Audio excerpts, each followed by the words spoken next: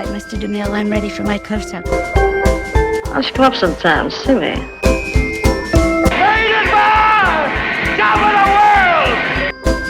Fasten your seatbelts. It's going to be a bumpy night.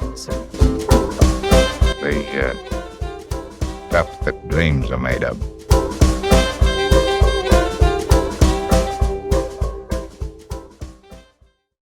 Hi, Wendy here. Before we start off our episode today, I want to remind everybody to check us out on social media, Facebook, Twitter, and TikTok. Also, please leave a rating or comment on iTunes or wherever you get your podcast. You can find us on social media by simply searching Silver Screen Time Machine, and please make sure you follow our podcast, Silver Screen Time Machine, anywhere you get your podcast. Thank you, and enjoy the episode. Hello and welcome again to Silver Screen Time Machine, Wendy's Classic Film Review. Today we have a returning guest, Debbie. Hi, Debbie. Hi, Wendy. Good to see you again. Good to see you. Thanks for having me. I'm excited to be here. Yeah, thanks for coming back. I don't know if you want to do a quick refresher on anything about yourself. You and I started the Pittsburgh Classic Movie Club together in 2019. Yep. Gosh, it feels so long ago. So much has happened since. But I'm just a really great fan of classic films, yes, you same are. as you.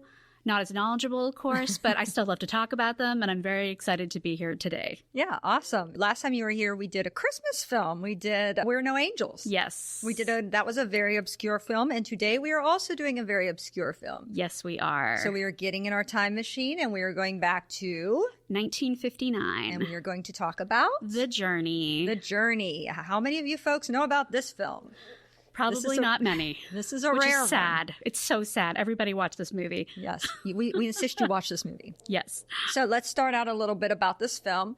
Loosely based on a short story by Guy de Maupassant. Good for you. I didn't even want to try to pronounce that. Guy de Maupassant. Even though this is not a French movie, somehow we get stuck with French names. Anyhow, the name of this short story was Boulet de Suif, which literally means ball of fat. Or dumpling. Or dumpling. And I guess it's about this lady. They've taken quite a lot of liberties, apparently, because it was about a prostitute, what's Lady Ashmore's character in the book, a prostitute named Dumpling. Right. Lovely and flattering. But in the original story, Major Suroff, Suroff, I would say that. Major Suroff, he's the Prussian officer. This is set during the Franco-Prussian War. They say this has also been used as the basis for other films and TV episodes as well, but didn't really specify what ones. I read that too. It makes me want to go search now, hunt down, see what else borrowed from this. Don't leave us hanging. Well, what are they? So anyhow, but a similarity in this is the travelers trying to pressure Dumpling to sacrifice herself to the officer for their freedom. A little bit about our friend Guy. Let's just say his first name and make it easier. Guy was considered the originator of the modern short story. He was the protege of Gustave Flaubert, who did Madame Bovary. He wrote 300 short stories in a not a very long career. He wrote in what was considered a naturalistic way, and he based many of his stories on the Franco-Prussian War, which he fought in for France. Unfortunately, it was believed that he had contracted syphilis at birth and would eventually show signs of mental instability, including attempting suicide, and was taken off to a mental hospital and died at the age of 42. Wow, that's quite a life. But I did not know that part. In between, he wrote 300 short stories somehow. That is incredible. Our screenplay is by George Tabori. We're just taking a wild guess at that one. He was born in Hungary and would eventually go to Berlin, where he was forced to flee when the Nazis came to power. He was Jewish.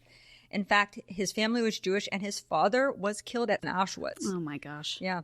He would immigrate to Britain and then to the U.S. He was a novelist and a playwright and would also work on screenplays when he came to the U.S., including the film I Confess, which is a Montgomery Clift film, my man. Yep. He lived to be 93 years old. It's believed that the screenplay started out very idealized, but both Tabori and director Litvak were forced to make concessions, and there was a lot of rewriting involved. As a matter of fact, they said it was very messy in production because of all the rewriting on the screenplay. And in fact, Deborah Kerr's husband, Peter Vertel, I think that's how you pronounce it. I'm not assisted positive. in the writing process, but he was completely uncredited. So speaking of Litvak, Anatol Litvak, he was born, this is our director, he was born in modern-day Ukraine, which was then part of the Russian Empire. He would begin training as an actor in Russia as young as 13. He would go on to direct in Russia, but then would move to Germany for better freedom in his films. However, also being Jewish, he was forced to leave Germany when Hitler came to power and he went to France. His film Mayerling, starring Charles Boyer, was his breakout film in France, and it also helped him move on to Hollywood. He would marry Miriam Hopkins and would try in the early days of World War II to convince the U.S. public that Germany needed to be dealt with through his film Confessions of a Nazi Spy. At that point, it was a common perception by Americans that it was a European war and they didn't want to get involved. But when the U.S. did finally join the war, Litvak enlisted and he produced a documentary series with Frank Capra called Why We Fight.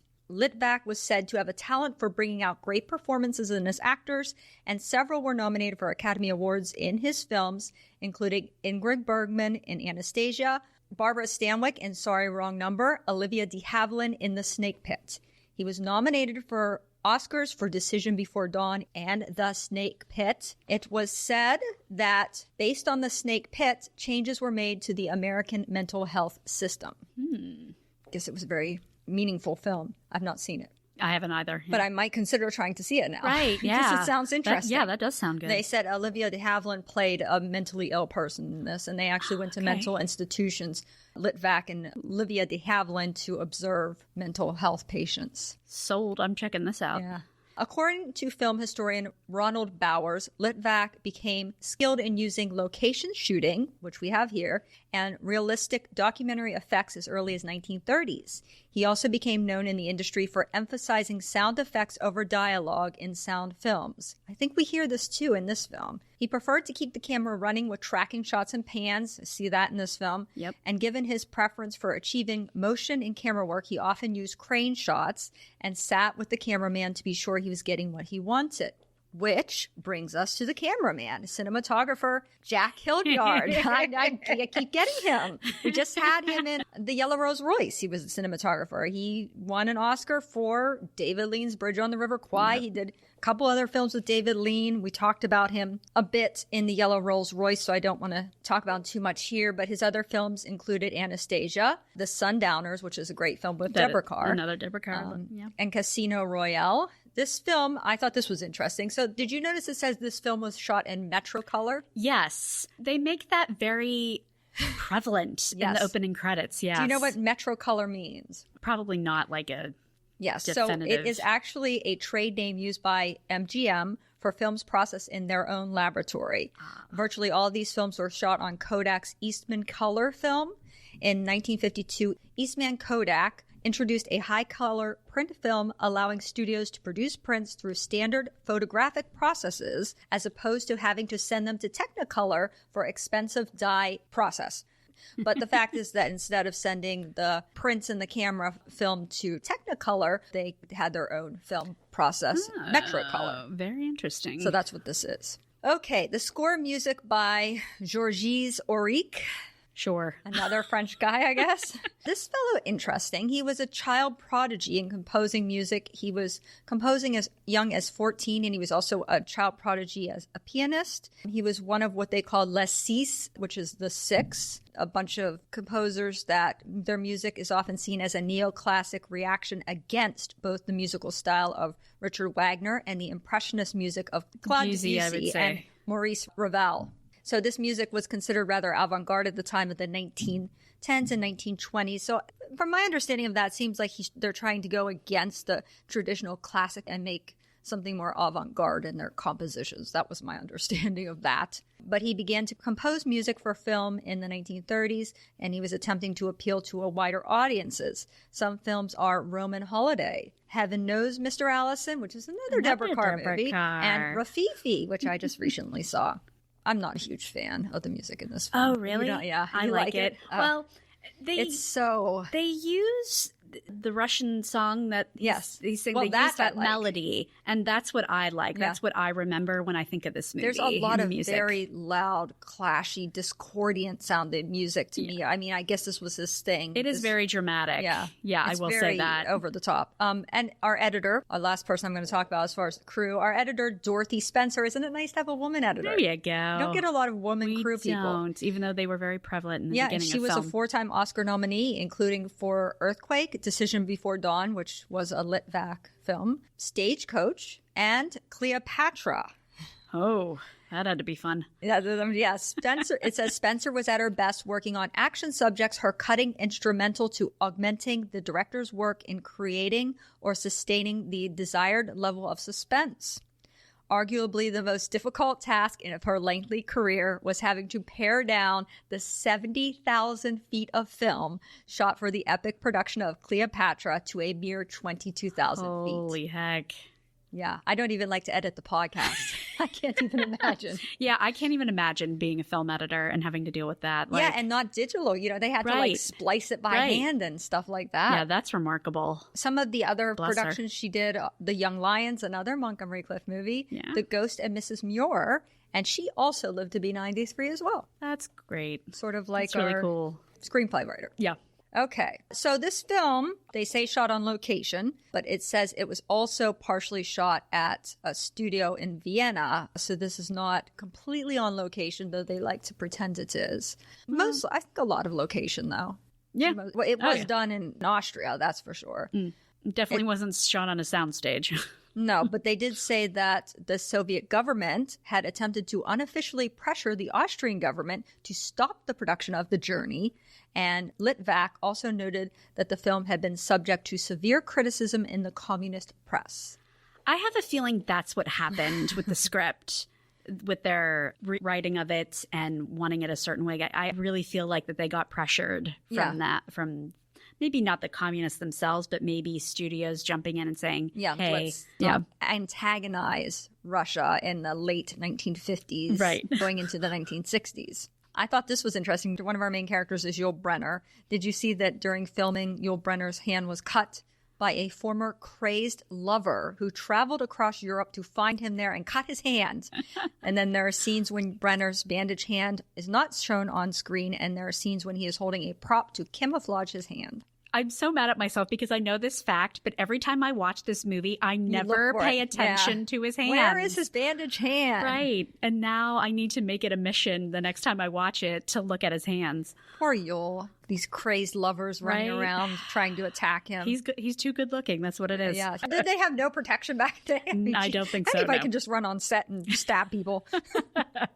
Very sadly, this film was a flop at the box office. I know. It makes me so sad. And that should not color your feelings on this film. Yes, please This do film, not. It's just, Don't I'm let that not affect sure. you. Maybe it was just the wrong time period for this film. It's kind of a weird subject, I suppose. I suppose. I feel like that maybe this is a part of history a lot of people don't know about. And I don't mean to be horrible in saying this, but I think a lot of people probably don't care about that. yeah. They want to see movies about World War II, which I understand, but at the same time, what's happening? I didn't know much about it either when I No. first saw this movie, but that didn't really bother me. I still thought it was very dramatic. I still thought it was an interesting conflict that made me think. Yeah. But yeah, I There's don't a know. lot more to this film. There's a deeper meaning to this whole film, as a matter of fact, which Yes. we'll get into whenever we get into the plot. But this resulted in a loss to MGM of $905,000. They've had worse bombs, I think. They didn't take kindly to them, though. No, they And then don't. another thing I noted, and couldn't find any information out where this was, but they say that Ron Howard's father plays an uncredited soldier very early in the movie. I read that too, and that's another reason I'm going to watch it again. I want to see if I can I find him. wonder, was he the soldier that was sticking out his tongue and joking around with him in the one scene by the bus? Oh, maybe. Yeah, I was just wondering that. It's possible. All right, let's move on. Do you have any thought on the crew? Well, when we decided we were going to talk about this, I was excited to look into that. And as soon as I saw the cinematographer, I was like, oh my God, Wendy's going to be in heaven. Jack Hildyard. Well, he's not Freddie Young. With the rest of the crew and such, I really don't know too much. Yeah, same. About that, I wasn't it's familiar with a lot of It's these. like, it almost does make me want to go to a film school and learn more about that, because there is a a process and a science to all of that. And I really wouldn't mind learning what it is, because it's like you said with the editor and her having to edit Cleopatra. I wouldn't even know where to begin in that situation. But obviously that woman was trained and knew what she was doing. She was in the business a long time. She started very young. Yeah. And she worked her way up. But you could probably just get a podcast, and that will you learn quite a lot doing a podcast. That's how I do it. Got it. Yeah.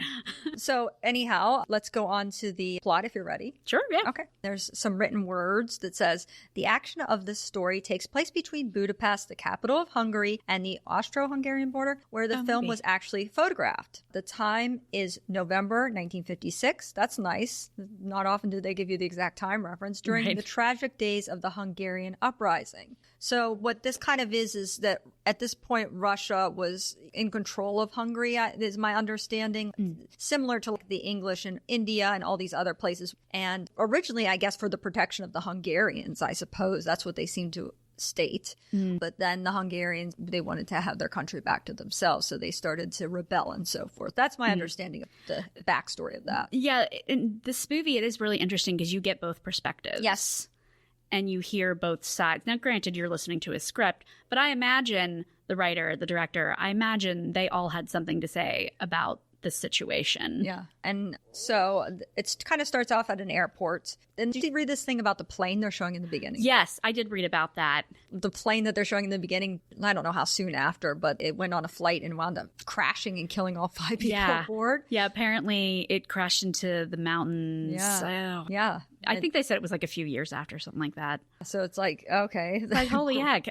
That's a shame that they spotlighted that particular plane. Well, could they hardly have known that was going to happen, I suppose. But right. They show this plane being taxied about, and that's the killer plane. The music here, again, it's very loud. It's loud, it's orchestra-like, it's symphonic, it's clashy. It's very much setting you up for the drama that is this movie. There's a lot of clashy music and ominous sounding score, like when something dramatic is going to happen. It's very telegraphing. It's like telegraphing the action, which is not my favorite. That's fair. And it's very loud in places. It's like, oh, dear God. It is. Please, yeah, you got to watch your volume. Tone down a little. Yeah, you got to watch your volume when you're watching this movie. So what's going on here basically in this scene is that they're in a Hungarian airport. I guess Budapest airport. Yeah, they're in Budapest. And there's Russian officers all over the place. And there's a bunch of passengers that are being held in this airport for an extended period of time because something is going on with this Hungarian uprising and they won't let anybody fly out of this airport for whatever reason. From what I got is that they were there before the Russians had gotten to that airport. And it just so happens that as they were there to catch their flights, that's when the Russians took over and like suspended all flights. That's what I kind of got from that. Yeah, and there was certain Robert Morley plays Hugh Deverell was saying at one point, we've been here for days. Yeah, he was there for 2 days. Yeah, 2 days. These people are all sitting around, they're complaining, this and that. And then they hear on the radio, it's kind of sad. They hear on the radio that the Hungarians trying to radio for help from anywhere else in the world, like help us, like very plaintive, please, which is kind of heartrending. But then they're like, well, nothing we can do about it. Especially because it still resonates today. Yeah. Sadly. Yes. And they just like turn the radio. He tells them, we can do. That's the end of it. Yeah, they'll turn just it off. turn the radio onto some music. Let's listen to some music now. And then the bus comes in and brings our main characters, Lady Ashmore, who is played by Deborah Kerr. Yay. Deborah Kerr, let's talk about her. She's a Scottish actress. She's a 6-time Oscar nominee, no wins. Wow, that's so upsetting. It is. But you know what? In my opinion, it's the people that don't win Oscars that get that a lot of people remember, in my opinion. She deserved, just for some performances I'll mention that she was nominated for, that she did not win, believe it or not. Her performance in From Here to Eternity, The Sundowners, Separate Tables, great in all these films. I don't know what kept going on. Bad luck. She did win an honorary Oscar. I do remember that. I remember watching that as a kid. They said they gave her, that she got one of the biggest standing ovations of any person that ever won an honorary Oscar. I was a small child at the time, but my mom was thrilled because I know Deborah Kerr through my mom. This is from my mom, by the way. And I remember us watching this Oscar, and I remember people standing up, and I remember that being a big deal. But it didn't really hit me until I got older exactly what was going on there. Yeah. So it was nice she at least got an honorary Oscar, and she gave a really cute short speech. Yeah. She was originally named Deborah Trimmer. Interesting. So you can see why that might not have been a great name. Right. She actually started out as a ballerina and switched over to acting in the stage, and she would go on to act in the West End, which is the Broadway of London. Right. And then she would transition to film in Britain. And her role in The Black Narcissus is what brought her to the attention of Hollywood. I thought this was cute. To avoid confusion over pronunciation of her name, Louis B. Mayer, head of MGM, billed her as Carr rhymes with star. I love that too. I never knew that. A couple years ago, I saw it on a YouTube channel that talks about classic film, and they brought that up. And it's like, oh my God, that's great. Because people still debate how to say her name. And it's like, nope. Right Carr there. rhymes with star. Carr rhymes with star. And her big stardom in America started when she had back-to-back hit films, King Solomon's Mines, which is a personal favorite of mine. Great and movie. That film that, for some reason, every time you're here, we have to talk about that I can't say, that's Peter Ustinov plays Nero in. Oh, Quo Vadis. Yes. I think that's how it's said. Yeah. That's the second time we've had that same, you've had to say that film. You know, I don't like to talk about that movie either, but for silly reasons, when my mom showed me that movie, well, didn't really show me. She put it on and I watched it. It actually gave me nightmares. Well, yeah. I mean, they're about to be eaten by lions. Right. It was horrifying to me as a child. Yeah, it's a little scary.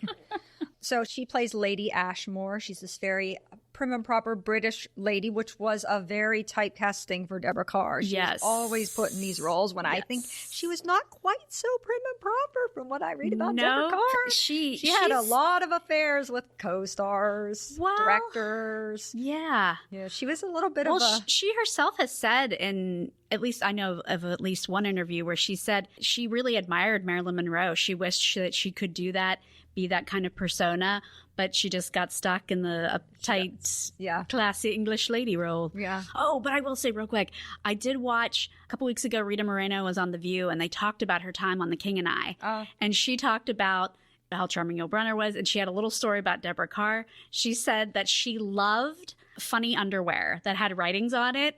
So she would put some on, and then she would call Rita into her dressing room, and she would lift up her skirt. And she said she wore different ones that had all kind of funny sayings that are escaping me right now. But yeah, it was really, really cute. Well, there was a rumor that she was having an affair with Yul Brynner even. I have also read that. I mean, why would you not want to? True. That's you're not wrong. I know I wouldn't say no to that man. I mean, I have read quotes from her where she certainly spoke out about how she found him very attractive and very magnetic and sexy. It's so tough. To me, yes. I would say, yeah, something probably happened. But then you hear stories from other people saying they were more like brother and sister. Yeah. But you never know. Anyhow, so Lady Ashmore, Deborah Carr, arrives on this bus with Henry Fleming. Now, Henry Fleming is played by Jason Robards Jr. An interesting thing about that is that this is his film debut, this particular film. It was. He is a 2-time Oscar winner. Julia and All the President's Men, they were both supporting roles. He had his, like I said, his film debut in The Journey, which is this film. He was in the U.S. Navy in World War II as a radio man, and he had success in Broadway in Eugene O'Neill plays, such as The Iceman Cometh and A Long Day's Journey into Night. He was a big Civil War buff, they say. Interesting. And I think one of the things he's most famous for, strangely enough, is being married to Lauren Bacall. I suppose. I got to be honest, I don't know much about him. I've only seen a couple of his films. I haven't seen a lot of his films either. But if it's one thing I will say about him, I love his speaking voice. He does have a great voice. Oh, yeah. I never paid that much attention to it. It's really hard to believe in this film that anybody would choose Jason Robards Jr. over Yul Brynner. That is I think that is one of the biggest problems with this film. And usually most films you watch, they tell you, okay, you want these people to be together. You want her to choose him. But I feel like this movie doesn't do that. This movie wants you to make up your mind, but no, we all want her to be with Yul Brynner. That's just kind of how it is. And it's not that Jason Robards isn't attractive or is he? But compared to Yul Brynner, could they not have found somebody that was extremely it's like he's a little oddly miscast in this film. Yes, I do feel he is miscast, and it's not that he can't play this part. I love when he does his little speech in the hospital thing. Yes, he does very good speech. But in this situation, no. Let's put looks aside. He's not very dynamic. He's always whining and complaining and yelling at her. You will not see him very much in this movie in general. And when you do, you just want to get him a towel to wipe his sweaty face. Granted, his character is in pain, and you kind of want to just tell him to shut up. Yeah, just keep your mouth shut. Yeah. So the bus arrives with them, and they're coming to try to take a flight. Well, guess what?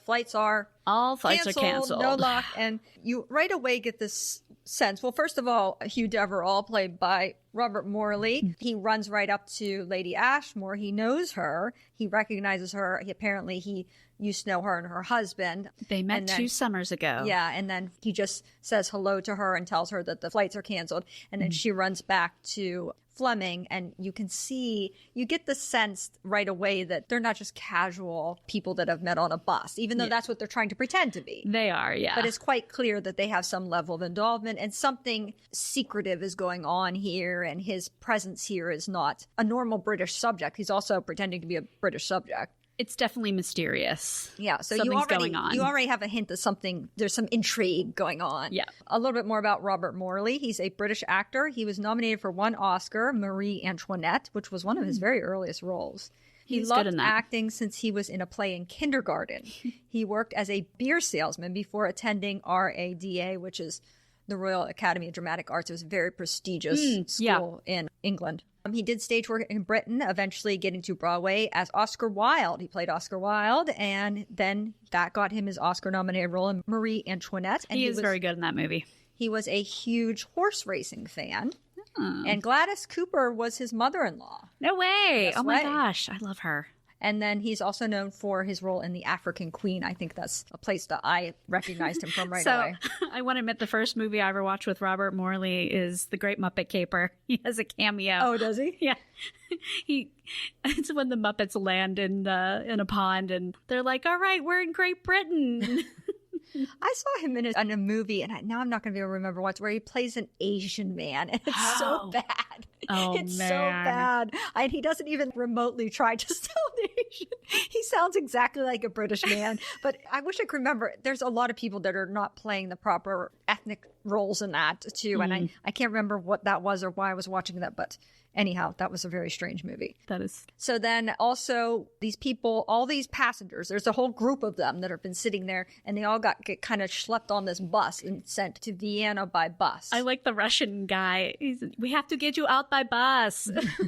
Yeah, so like they have a driver that's a Russian driver. Yes. One of the Russian. Or Hungarian. He's a Hungarian The Hungarian driver. guy is going to drive them. At the behest of the Russians, they're ordering these people to do this. This isn't like a choice. Yeah, they have to go to So Vienna. some of the interesting people on the bus is there's this family, Rhinelander,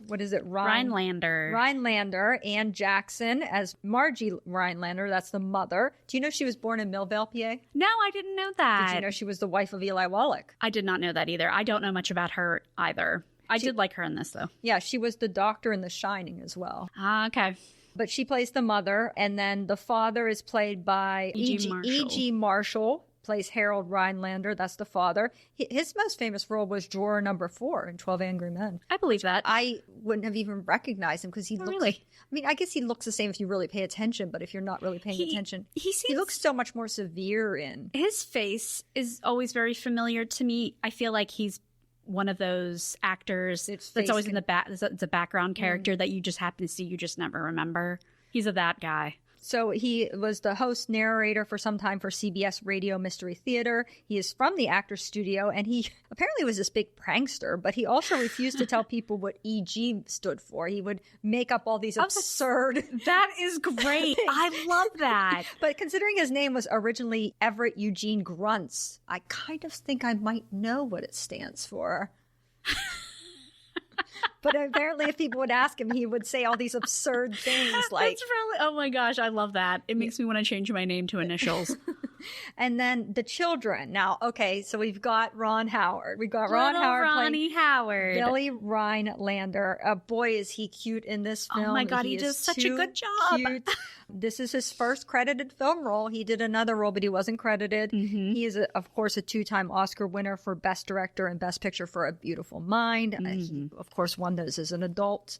He's alive. Well, he's a current director. He's made a career of his own. Yeah. Absolutely fantastic. Yeah. Yeah, but he is too cute for words in this show. so good And in he's like this. kind of like this, he's a little bit more bratty of the two children. Well, Like, he's the younger of the two, Yeah. I believe. Yes. and he's real gregarious. He acts like a child. Yeah. Like Oh, that's yeah. that's what I really love about this movie. In my opinion, there's nobody that does a bad job. Yeah. Even the children. There's a baby in this. The baby is good because the baby is crying all the time. That's what a baby would do in that situation. Not the girl, So, not the suspicious girl and the suspicious girl and the innkeepers. You thought she did good?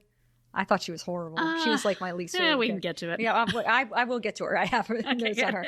But I kind of jumped the gun the there. other brother is called Flip Rylander. His name was Flip Mark. His name was not actually Flip. His name was Philip. but he Which I thought was great. I was like, oh, okay, that's probably the only way they could get him to do anything by calling him by his name. Well, and then apparently I saw that he played another role, and his name was Flip in that role too. And I was like, what the heck? He had a rough time, I guess. So, but he started out as a child model because they were looking for a boy with red hair and freckles, and his mother just had to bring him in, and they said, "Oh yeah, perfect, take him." And he did a couple roles. He was a child actor. I don't really think he really transitioned much into adult actor. He would eventually become a flight attendant and later become a 911 operator, and maybe even still to this day. And he is still alive as well. Oh, wonderful. So anyhow, that's the family. There's lots of other people that we There's can get to. quite a group here. There's you quite pretty a much diverse. have every nationality you can think of. Yeah. You got French. I can't tell. Syrian. Remember, Syrian. the one guy is Syrian. Yeah, her husband is Syrian. I get confused though by the father with the older daughter. And her Yeah, I hair's think in they were buttons. the Van right. Are they part German? I thought they were either German or they might have been Russian. Because who's he talking to that he wants? Well, whenever they're going over the passports, he tells him that he's something, but he's also an Ethiopian. He's a professor. Von Yeah. Rocklitz. Yeah. That's the father. Yeah. Yeah, I'm not sure. Some of them are vague as to what they are. There is some vagueness in this. Yeah. So I guess it's not important, but basically you got pretty much an international group of people here. And we should say the Rhinelanders are Americans. I believe you did. Yeah. Yeah. At one point, he asks her, "Are you American?" And she said, "Yeah, but don't hold that against us." Don't let that bother you. Don't let that bother you. It That's doesn't right. bother me. I was just curious to know. Oh, like you're going to quote the film. I Awesome. can. Okay. So again, I hear the clashy, discordant music as they travel on the bus, which irritates me, but okay. But it's sort of the weird thing about it is it goes from this clashy, loud, discordant music to nothing, to Yep. clashy, loud, discordant music to nothing, and it's like, okay, weird. Couldn't we have like some transitional music? I don't know. And then at this point, when they're on the bus, you can see that Fleming is wounded. There's something wrong with him.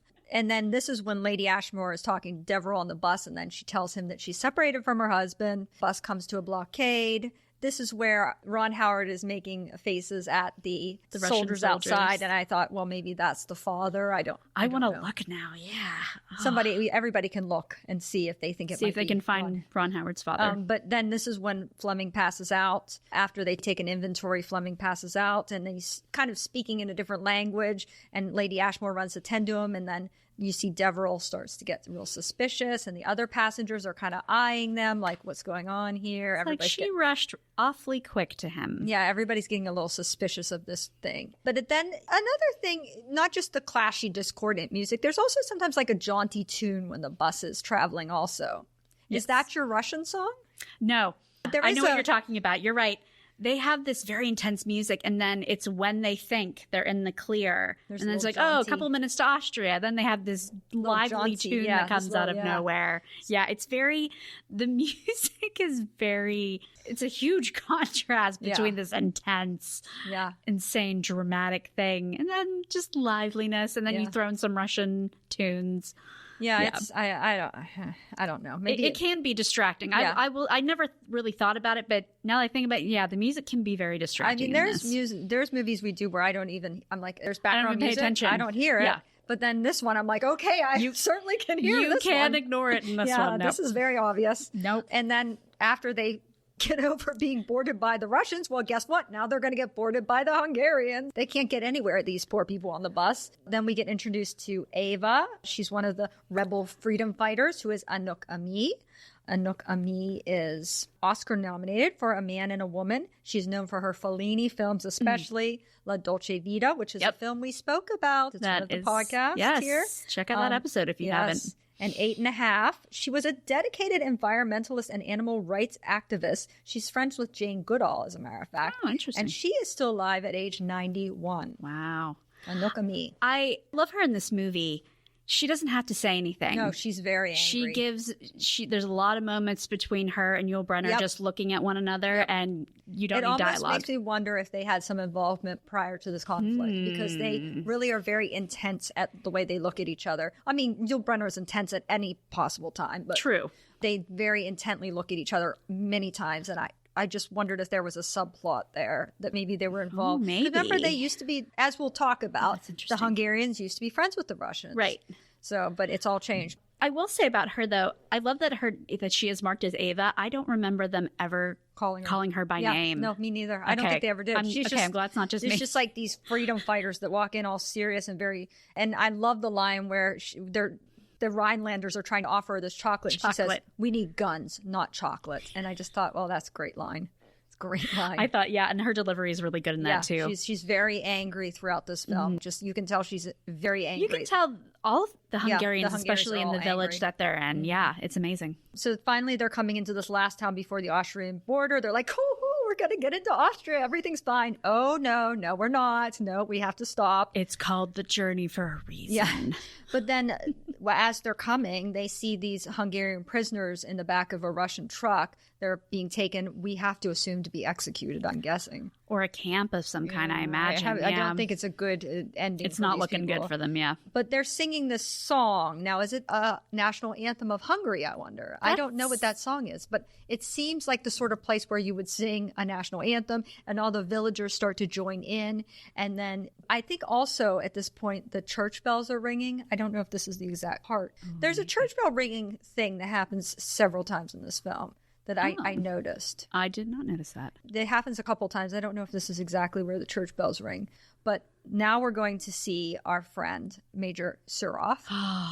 It's a great entrance. Yeah, on his black horse. Comes riding in on horseback. He's of course all in black. Yul, so very dramatic. So it's Yul Brynner, of course.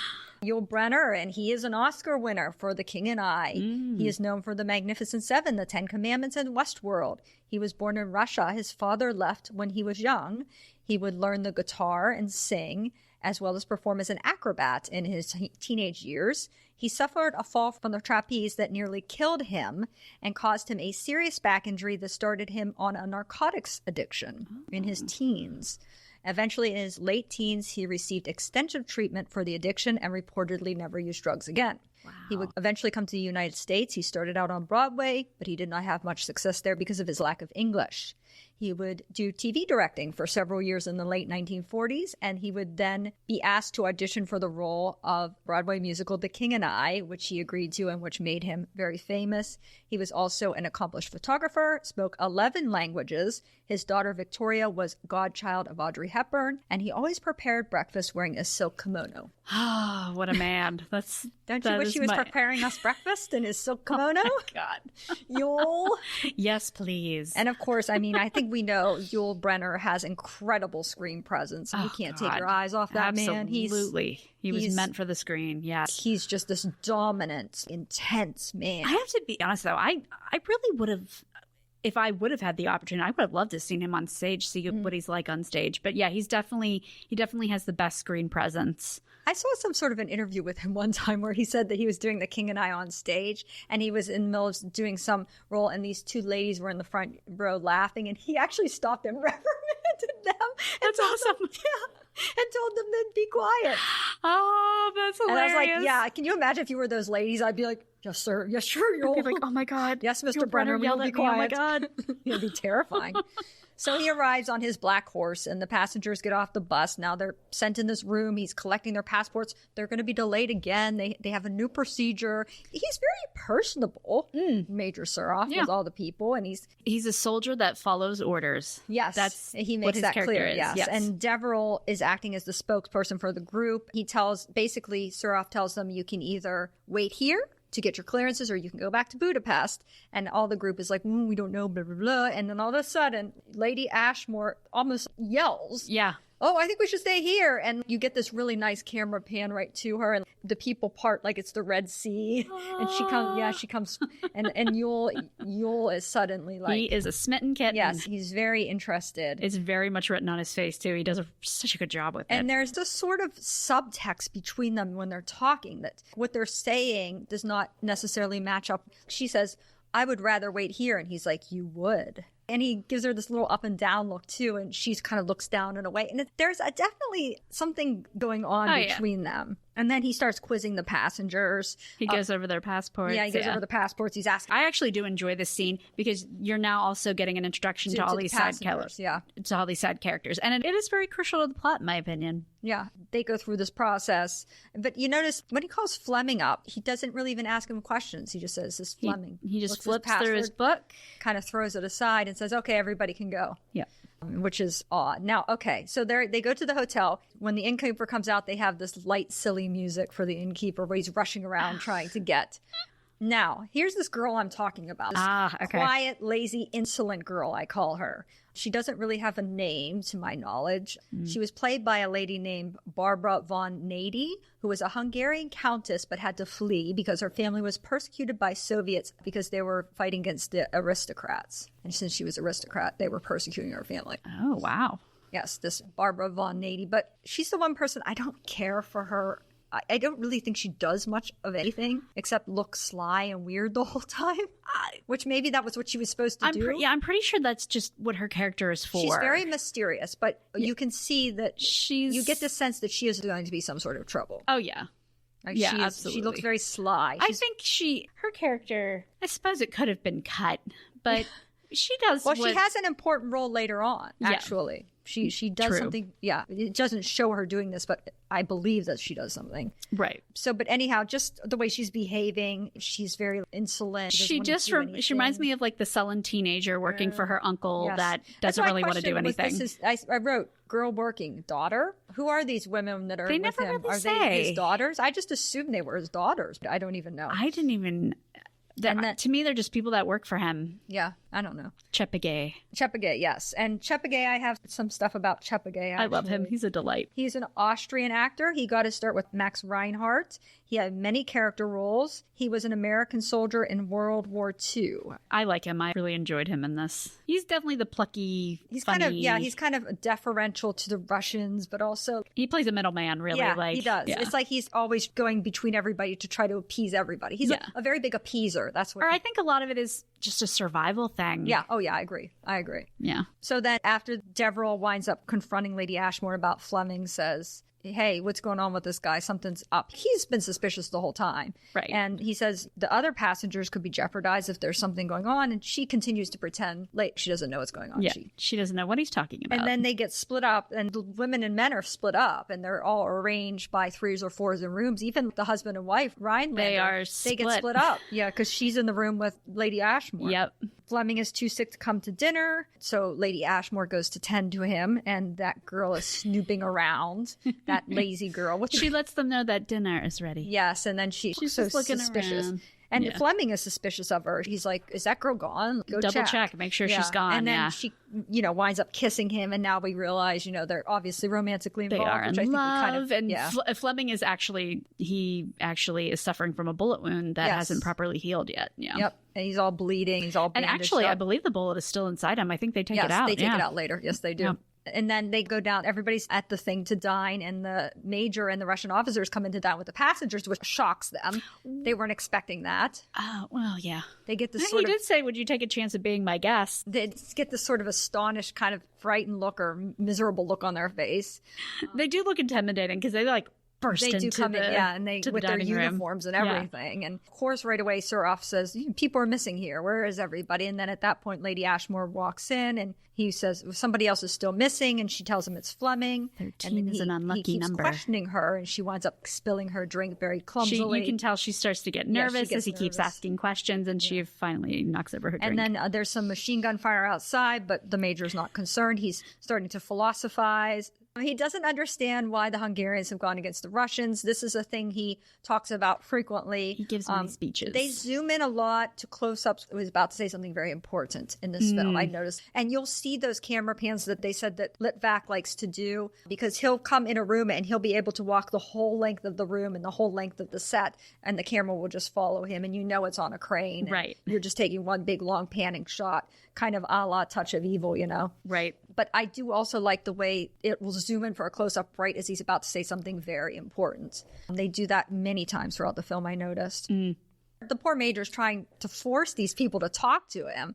You get the sense that he's very lonely, and he wants to have people justify his actions against the Hungarians. He keeps trying to provoke them into talking or even to say anything. This is one of the things that I really enjoy about this character in general. Not even just Yul Brynner playing him, but just the character in general.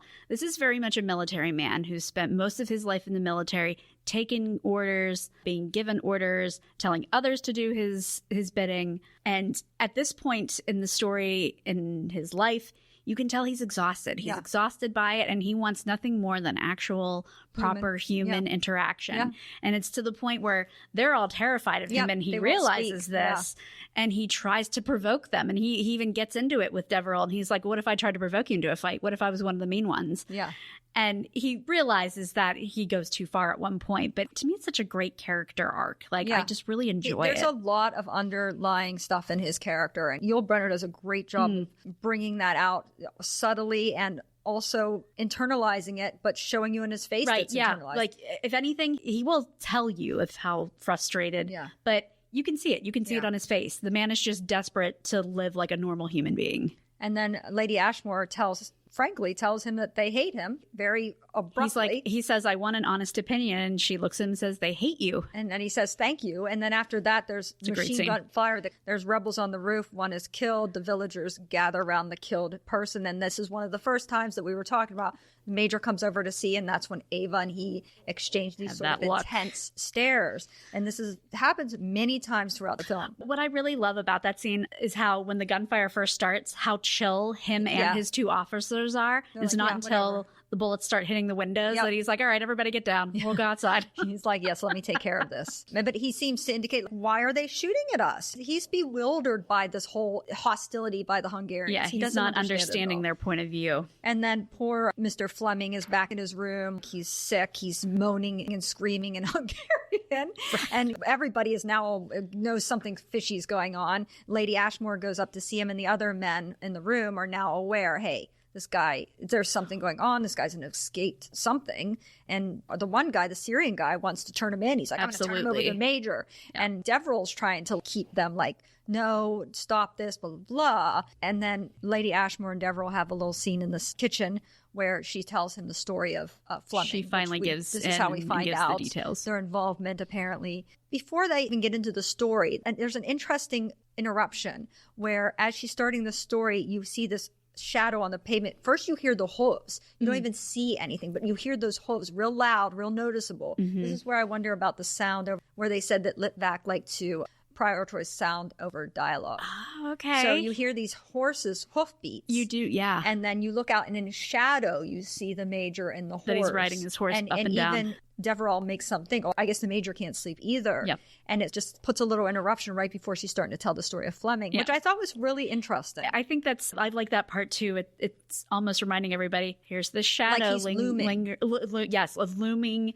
figure over this whole story. Yes. Yep. And so what she basically says is this guy, Fleming, is actually a Hungarian with some other name that I didn't note. Paul Keddish. Yes, yeah. And he was a biologist. He was in Britain. He was brought over by some other professor. They don't really say why, but something to do with probably biology. And apparently she has some affair with him. We assume she was still with her husband. And then she doesn't go into a lot of detail. It's very vague with the way she speaks. You basically get bullet points as to their relationship. That's what it's like. And it happened during the summer, and by the end of the summer, she ended it. And then so when he came back to Hungary, and then apparently he was writing a letter to England to try to find out information about her, and that's what wound up maybe not getting him arrested, but that's what sort of put the nail in the coffin. They said, you're a spy, you're writing to the English, and they tortured him, and she starts to break down because she apparently feels responsible that she's caused this to happen to him. Right, yeah. When you see this character, he's wearing a black glove on his hand, and she reveals that the reason why he's wearing is because his fingernails were torn off. Yep. Oh, yeah, gross. Yeah, just horrifying. So, yeah, but she's clearly emotionally upset about, she feels completely guilty, like she's the cause of this whole thing. I mentioned that when Seraph walks in this one building, I believe he's going to this office. There's a good camera pan here. If you're paying attention as he's walking, the camera's just following him. Yes. It's really beautiful panning. It is. And then that girl. You hear the typewriter. That girl is there. Click, click, click, click, click, and he turns and it pans to her. And there's that devious girl I don't like. And she tries to kiss him, and he pushes her away. And then I said, is she a spy for the Russians? That's what I wrote. No, I just took it as a teenage girl that was enamored with him. But like you don't all think of us. that they had a previous relationship? I think they had some previous involvement. I don't think so. They said at some point in this film that something about the major and women, all the women. That was somewhere else, though. I didn't think it was where they were at the moment. No, they were talking about Major Seraph. I don't know. Oh, well, yeah. But when they asked him about the major, they said that he like the was women taking over. I thought it was a different town. I didn't think it was where they were. Well, yeah, I just thought they indicated that women. To me, it seemed like this was their first encounter because. I didn't think so. Oh, really? Yeah. Okay. To me, it seemed like it was a first encounter. And he took her face and shoved her. Because for a split second, he thinks about it. For a split second, he's going to. And then he's like, you're a kid. And then he pushes her away. I don't know. I feel like, because she says something about, that woman is so pretty too. Like, I just feel like there's some involvement. Oh, no. Some previous involvement. From the way she was speaking, it seemed like she was just talking about him, that he was a very beautiful looking man. That's what I thought. No, she was talking about Deborah Kerr. Oh, I didn't realize that. Lady Ashmore. Oh, okay. Oh. I think she was jealous. She noticed his interest in her. Oh. And she's jealous. That's why she wants to cause so much trouble for her. Ooh, I need to watch that again now. Anyhow, I'm going to watch who this. knows? I could be I'm watching this again anyway. So then after this, all this happens, there's a new order that comes up. No guns allowed. Report any suspicious people. And that makes, of course, the people very nervous because now they have a suspicious person in their midst. Mm-hmm. And what happens is they gang up on Lady Ashmore when Deverell is away. Mm-hmm. And they're asking her if Fleming is Hungarian. And she basically says, yeah, he is. Yeah, she finally admits it, yeah. And then they have this big argument amongst themselves about turning him in. And then the Russian officers come in and throw them all out. And then they have to fill out these forms now for their exit visas. And again, Seraph says, well, somebody's missing again. 13. 13 is an unlucky number. Where is this person? And again, Lady Ashmore says, well, it's Mr. Fleming. And then she says she's going to fill out his forms for him. And he says, well, do you know him that well? Because if you make a mistake, that could be bad. And she gives him this look and she says, maybe you could help me fill out the forms. Well, if you help me fill out the forms. Come on, Major. I love that part. Let's go over to your office, Major, and fill out these forms together. It's so obvious, but she's so good at still kind of keeping it a little bit on the subtle side. Yeah, I love that. It's like, oh, get it, Deborah Kerr. So that then they go into the office to fill out the forms, and that's when he starts telling her of his suspicions of Fleming. He starts interrogating her, but then he gets distracted because of you see this funeral procession outside, and he goes to the window and he becomes very distracted. And then he again starts talking about how he's trying to justify the Russian presence in Hungary, and he doesn't understand why the Hungarians hate him, and how nobody talks to him now. Again, he seems very lonely. And she 100% doesn't know their perspective, but she's trying to give him some. And it's almost like he doesn't quite want to see their perspective. No. You know how some people are, they just, well, I know this is the right way. And they can't even bother to think about why the other person would think so differently. I think he doesn't want to think of their perspective because then he'll feel like he's doing something wrong. Right. And he's trying to protect himself. And he's been told he's a good soldier. Yes, yeah. He's trying to protect himself. Yeah. That's what I think he's doing. Yeah, that's very good. Then he goes in, after they're done filling out the forms, he goes in and asks the group if they understand the orders about concealing suspicious persons. And then he's looking around. Who can I interrogate? Who can I pick on? Poor Mr. Avron with his asthma. I have some notes about Mr. Simon Avron, actually. I love that shot when she's walking out of the room and turning the corner, but she's still looking at them through the window, and she's watching him pick who he's going to talk to next. I love that like, shot. Who's going to divulge? Who's going to spill the beans? Tell me everything? So he picks Mr. Simon Everin, played by David Kosoff. His son, Paul Kosoff, was a musician in a band called Free. His band members would leave Free and form the band Bad Company. Oh. And Paul was addicted to drugs and would die in his mid-20s, causing David to be an advocate against drug use for his entire life. Oh, my. Wow. Yeah. He's very good in this, too. Yeah, he is very good. Fantastic. So the poor guy, he's questioning. Suraf is questioning him. You can tell he's terrified. Suraf the poor picked guy. the right guy. And he says, he tries to bribe him by saying he can leave. We can he get says you he out of doesn't here. know. He says, I can't tell you. And then he's like, you can't tell me? And he's like, I mean, I don't know. And yeah, then he botched that. yeah, and then there's another good zoom in on Suraf when he's making some proclamation. He tells him, "Oh, you can go," but it's clear by his expression that he now he knows that something's up. He just has to find it. And he goes straight up to Fleming's room. Lady Ashmore's there, of course. He says, "I need to speak to him alone. Do you mind if you leave?" And then there's this sort of head-to-head. No, he has her take down the forms. Oh, yeah. She's like, here are the forms. Oh, you can go take them down to the officer. He's like, you don't mind if I talk to your friend here. But there's a big head-to-head battle with Suraf and Fleming, a verbal battle. The two of them do really good off each other, I feel like. Yeah. The verbal battle between Jason Robards and Yul Brynner, they play really well. Yeah, that's a against each great other. scene. The two of them talking to each other and how he's trying to fool him. They're fencing. Yeah.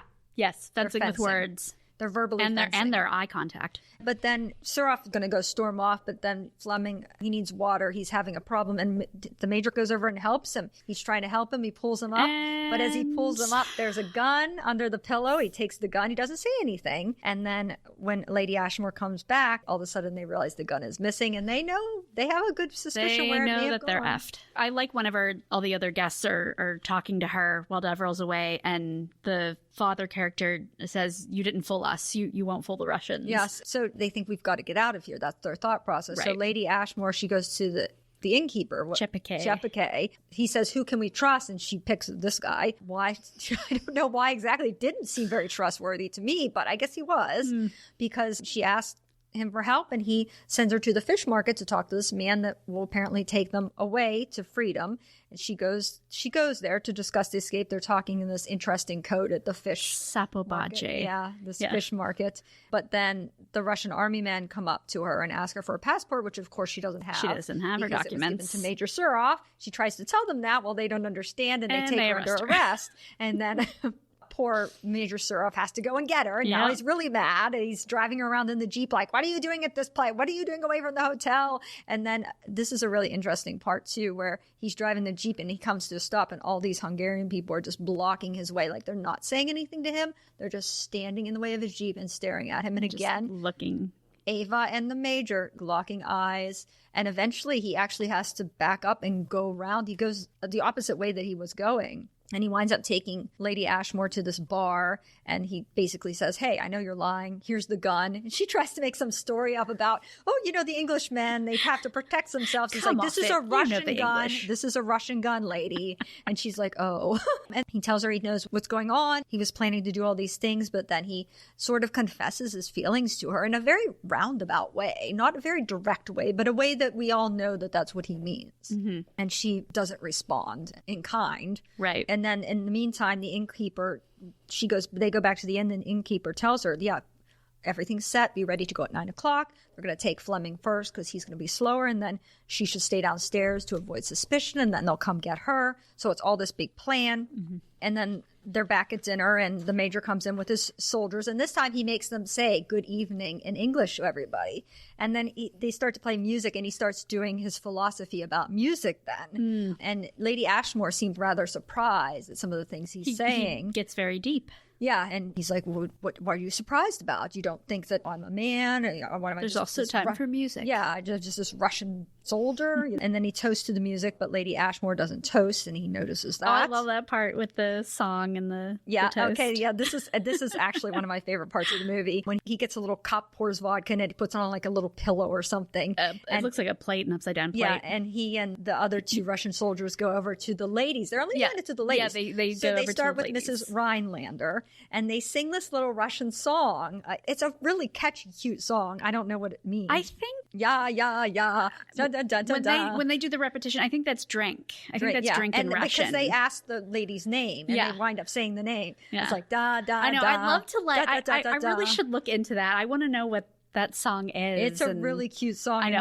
Yul Brynner is a great singer to begin with, and it's just so cute and the way you hear him do it sings. in Russian. Oh. Yeah, the way he sings the song in Russian to these ladies, Yeah, and they then go at the end of the thing when the song's done, they're supposed to pick up the glass and drink it, chug it, and I guess he's forgotten that Mrs. Rhinelander is pregnant, and he's giving her this huge glass of vodka. But okay, I guess that's all right back in 1959. Or maybe I don't know. Maybe that's something. Maybe pregnant women in Russia drink vodka. Well, maybe they do. Maybe they do.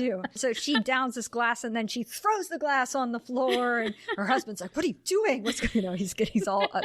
And then he goes about and does this to some other people, to the French woman, wife, and then he comes over to Deborah Kerr. Diana. But before he does that, I think, before he offers it to the French lady, he goes, see, this is very important. He goes over, he says, well, there's another way to drink. And he picks up the shot glass with his mouth and puts it upside down so it drains in his mouth. And then he bites the glass and breaks it. And it said that somebody had done an interview one time with Ron Howard. He was really impressed with Yul Brynner throughout the entire film. He was fascinated by him. And when he saw them do that, break the glass, he was really impressed and astonished, and he couldn't believe it. And Yul had taken him aside afterwards and said, that's just a prop made of sugar. He said, don't ever try to bite into a glass. Yeah, he did that on a podcast in 2016 with Mark Maron. Oh, yeah. And he talked about he was 5 years old and he was just so enamored of seeing him do this really cool thing. I think they had multiple takes. And finally, Yul Brynner did go over and was like, don't eat glass. Don't eat glass. A prop. I love that happens before, and when he bites the glass, blood starts coming out of his mouth, and Lady Ashmore is disgusted by that. And it is like, ugh. Yeah, and that makes him kind of mad, and then he goes. No, he says, this is good for my indigestion. Yeah. But he goes, offers the drink to the French lady, and then he eventually comes back to Lady Ashmore. And as he's doing this whole little dance, the whole time, the innkeeper behind his back trying to give her signals. Giving her signals. So she's trying to pay attention to him and not look at it, but she's getting real distracted. But eventually, then they all start dancing. That's very lively. Yeah, he ends up making it a party. And it's really what it's, for him, what it is it's a goodbye party. Because he absolutely intends to let them all go the next day. Yeah. And so they're all dancing, but Lady Ashmore's not. She's sitting at a table. She's very anxious. You can tell she's very stressed. She's very anxious. She's smoking constantly. She's biting her finger or her nail. She's worried about Fleming getting away, first of all, I think. And Rhinelander, the wife asks Rhinelander, go get me a glass of water. He goes into the kitchen to get a glass, and he's just looking out the kitchen window. He sees Fleming sneaking away, and he feels some sort of way about that. And then when he comes back, the wife is like, what's wrong with you? And he won't tell her. But then the innkeeper's like, okay, he's telling her secretly. Fleming's away. Your turn is coming up next. And then Deborah comes after that. Deborah comes over and says, the other passengers want to give up Fleming. And she tells him, we're escaping. Don't worry. And he says, well, I don't think that's a good idea. And then Seraph comes over and asks Lady Ashmore to dance with him.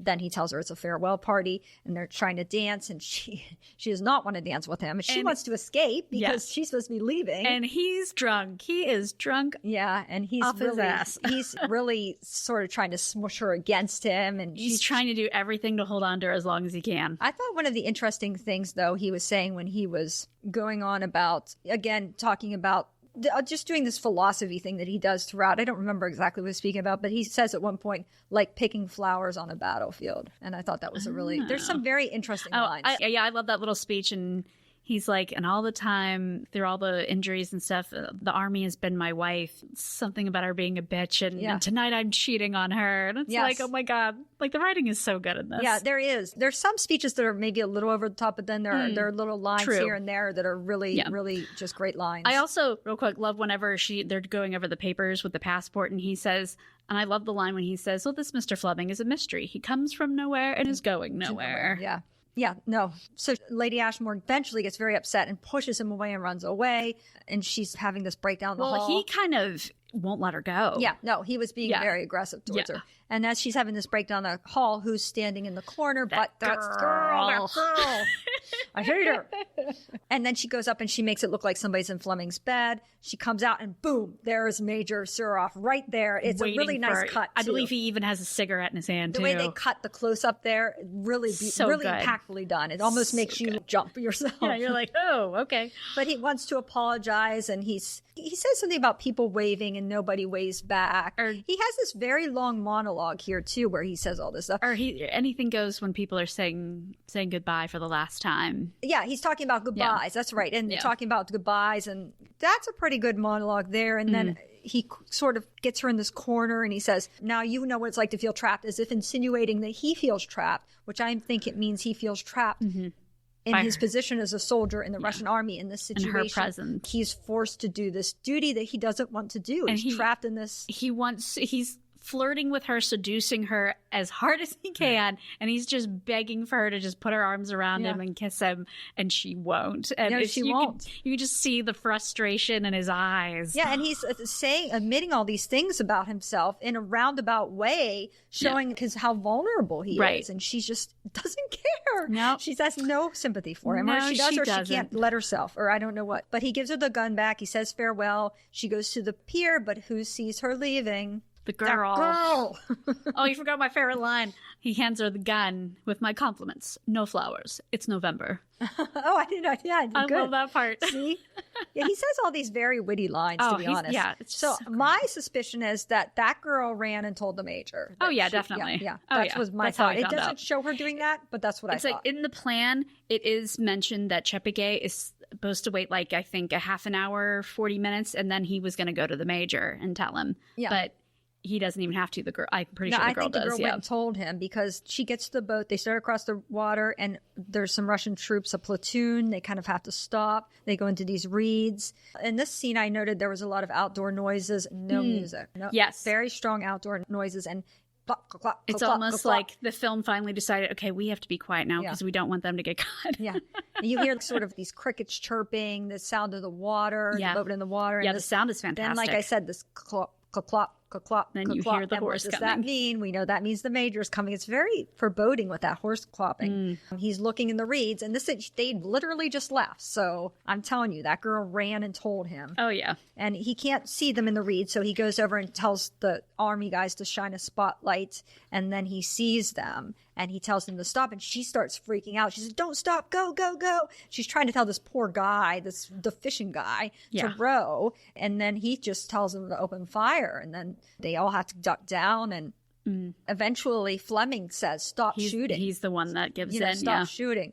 Because he was worried that she was going to get killed. I think the fishing guy gets killed. According to the report that you see getting typed up, it's written that he got killed. So he's trying to protect her, and as they're going out, she's trying to protect him. She's trying to protect her. There's all this chaos screaming. She's trying to follow him. You hear Deborah Kerr screaming a lot, which is very rare in a film. She's hysterical. Yeah. She's trying to follow him, and then the Major won't let him, and she starts saying all these horrible things to Major Suroff. She hopes the enemy tears him to pieces. Yep. Blah, blah, blah. She's being very mean to him. Yeah. And then the Russian troops come to the hotel, and then everybody is not allowed to leave the hotel. The Russian this troops is when it gets descend for real. Them. The Russian army men were harassing the daughter of the one man. Oh, I think that was a bit of a mistake on her part.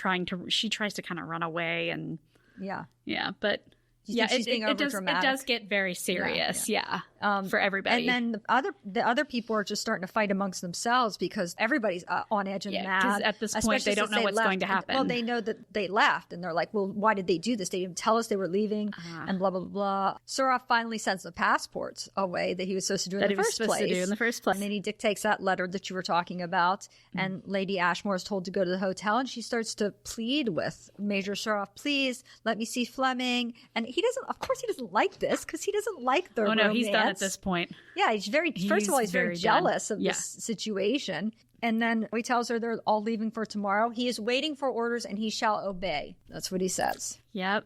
And then there's a new man from headquarters. This man, I love this guy. He is so ridiculous. There's this new man from headquarters questioning the passengers. He's eating this gigantic, huge sandwich. This huge sandwich. It is distracting, I will say that. He's eating this gigantic sandwich. He's very don't be hungry when you watch this movie. And he's also very tired of everything. He seems very and it's like put out. I feel like he was supposed to be more serious, but that's not how it comes off in this scene. And also, what is that accent he's having there? That does not sound Russian at all. That sounds like some bizarre... Well, first of all, apparently this guy, Charles Brynner, is a German actor. His father was a doctor who killed himself when Charles was 10. Oh, jeez. He appeared in 135 films between 1949 and 2000. He has a lot of character roles like this. But his accent is very strange. Yeah, and he's like, really I haven't slept in 6 days or whatever he's talking about. You people get to sleep in nice warm bed. He's a very strange character, this guy. Yeah, it's like, I feel like he was supposed to be more serious than what... Yeah, he doesn't even seem scary. He just seems world weary and tired. Yeah. It's that guy that come to he's get just interviews like, and confessions. I got to deal with these freaking people. Give me a sandwich, Yeah, that sandwich is huge. Give me a ginormous sandwich. They literally cut a loaf of bread in half, and I think he doesn't even eat the one half, but then he packs up to go. He packs it up, yeah. And then the next, he says that the passengers are going to be taken back to Budapest now. Yeah. And then everybody's upset about that. And then you see Fleming being tended by the doctor. Suraf comes in with the headquarters man to get a statement. And of course, Fleming assumes he's going to be tortured. He's making all these statements. And the headquarters guy was just like, he's not going to say anything. Bye, I'm leaving. I'm out of here. You deal with him. Yeah. And I guess the headquarters guy expected Suraf to torture him to get the information out of him. Because he said, will you talk? And he said no. And he was like, everybody talks. And he walks away. Take care of it. So that's what I thought too. Yeah. So this is the big speech that Jason Robards has. It's a very, very impactful, dramatic speech. And the way Yul Brynner is listening to him, it's really a very important, poignant scene, I think. Oh, yeah, it's beautiful. Where they both start to understand each other. The enemies understand each other, and they are enemies, but not enemies. Right.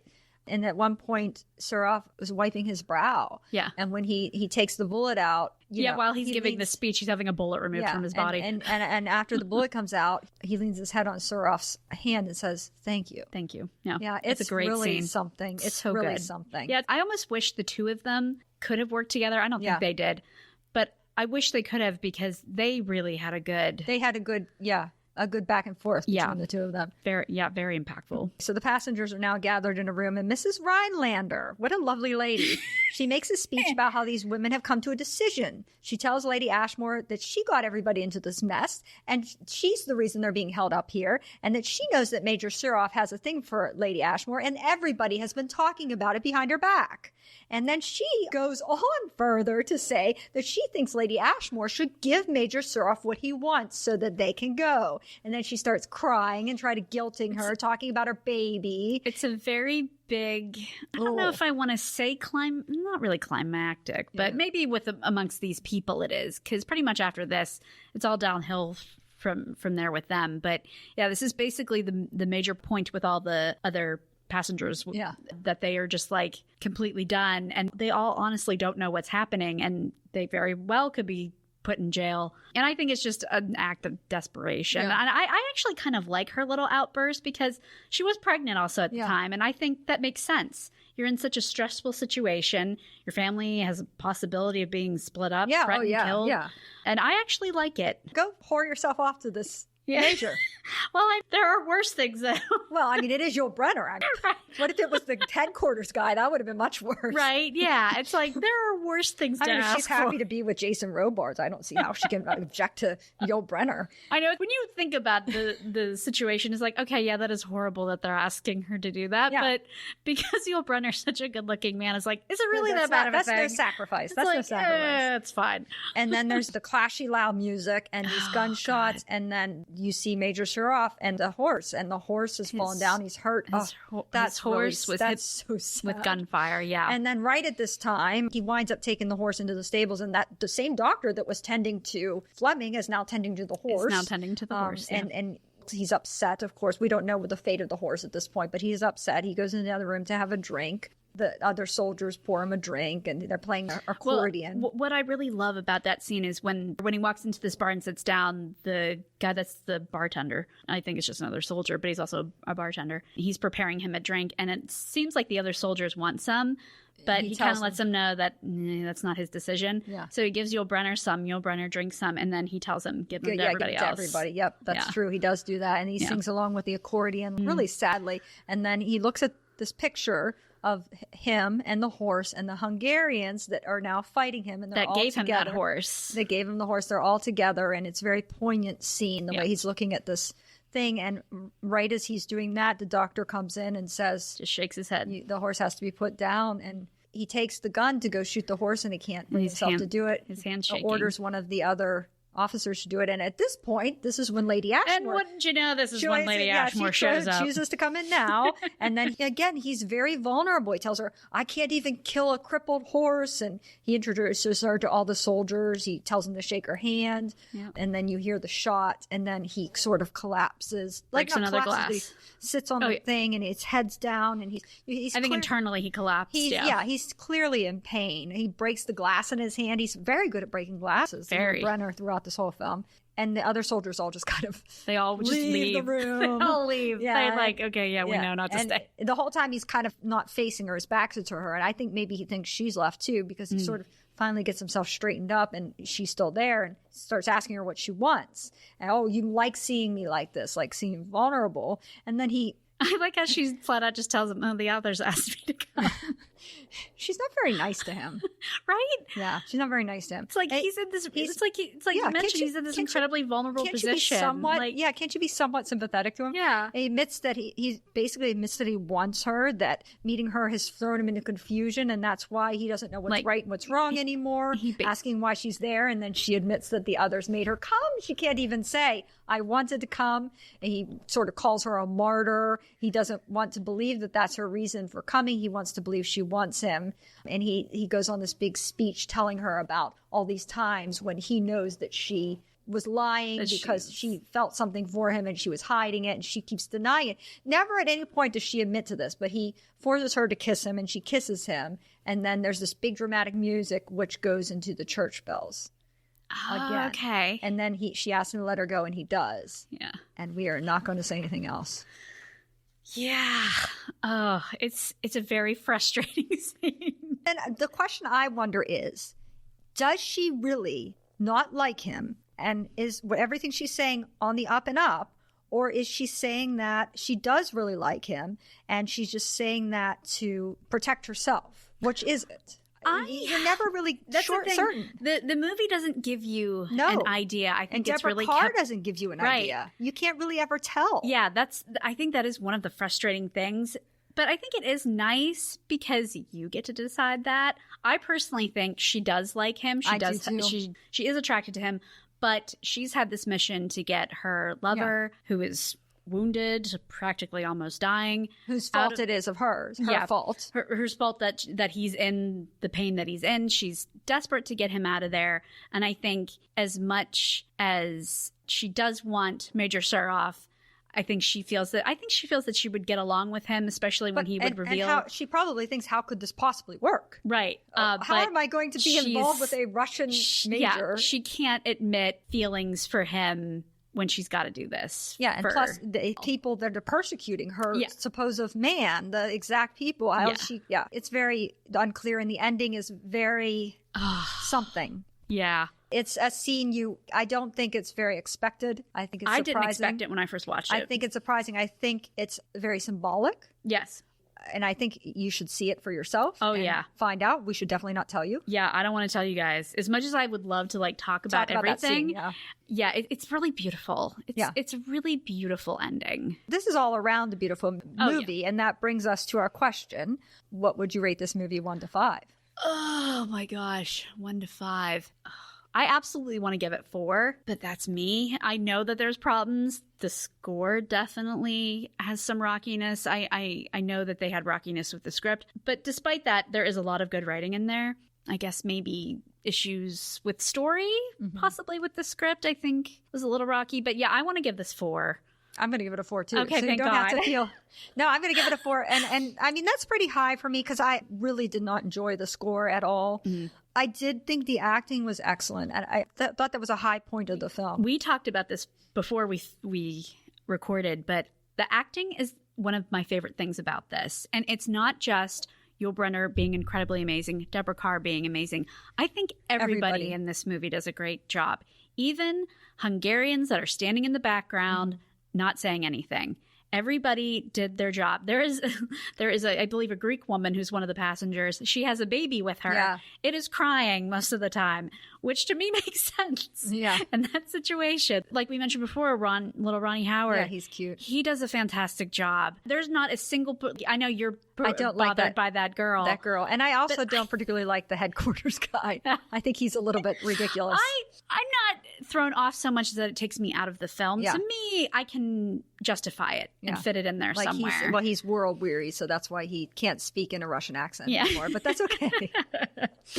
But yeah, to me, I think everybody does a fantastic job. I think everybody does the job that they're supposed to do, and it works. And it's like, yes, we have all these passengers. Some of them, like, they don't even really have much to do. Right. But if they didn't do the jobs that they did, this movie would not be the same. Yeah, it stands on the acting, this film, and the cinematography is excellent. Yes, beautiful. All the camera movement is very nice. There's a lot of nice camera movement. They do a great job of cutting to those close-ups when he's going to say something very significant. And it's a very effective way of adding another dimension to the film where you don't have to have your stupid, loud, dramatic, ridiculous music. You can use the camera to create the moment. Or the simple sounds, like you said, when they were escaping in the boat. Yeah. I love like that the sounds, part too. the church bells, the horse church hooves. bells. Yeah, those things, these little clues in the film. It absolutely breaks my heart that not only that this film bombed, but that people really haven't remembered it, or they don't know it. Or if they do know it, they know it as the other Yul Brynner, Deborah Kerr movie, and that's it. Yes. And it's a shame because I personally think their chemistry in this is better than The King and I. Is. Not that The King and I is bad, but I prefer this one so much more. Yeah. It's just and tremendous. I mean, it's always great when Yul Brynner can play a Russian, I think. I mean, when he can play a Russian, I feel he's most at home, he's most comfortable, and he's certainly most fit for the part. I mean, it works really well on him, especially when he gets to speak his own native language, even though he could speak 11 languages, apparently. It's nice when he gets to speak actual Russian. Yeah. So anyhow, I think that's probably all the time we have for today. But I want to thank you again, Debbie, for being our guest. Thank you. Hopefully we can. I'm always happy to talk about this movie with anybody. And hopefully we can convince some folks to give this a try. From what I saw, it used to be on YouTube. The whole thing used to be on YouTube, but it is not there anymore. It's not in the library either. But honestly, you can rent it off of Amazon. It's worth it. But to me, it's worth your money. Give it a shot. I do believe occasionally they will play this on TCM. Oh, yes, they do. They absolutely do. Usually if it's something to do with Deborah Kerr or Yul Brynner, they usually show it. To me, I bought it off of Amazon. This movie's in my top 10. Yeah. Like in my top 10 favorite movies of all time. It's really worth seeing. It's just so wonderful. And I can't recommend this movie enough. Yeah. Yeah, absolutely. And I'm so glad you love it too. It's like, I do love it. I do love it. And we both love Yul Brynner. That is one definite thing. Absolutely. So anyhow, thank you again for being the guest. And for Silver Screen Time Machine, Wendy's Classic Film Review, this is Wendy saying goodbye. Thank you for listening to our podcast today. Please don't forget to follow us on Facebook, Twitter, and TikTok. And please leave us a comment or a review on iTunes, Spotify, or wherever you get your podcast. Intro and outro music composed by Heidi Engel. Artwork by Tyler Birch. Produced and edited by Wendy Whittick. Recorded at PCTV Studios, Pittsburgh, PA. See you next time.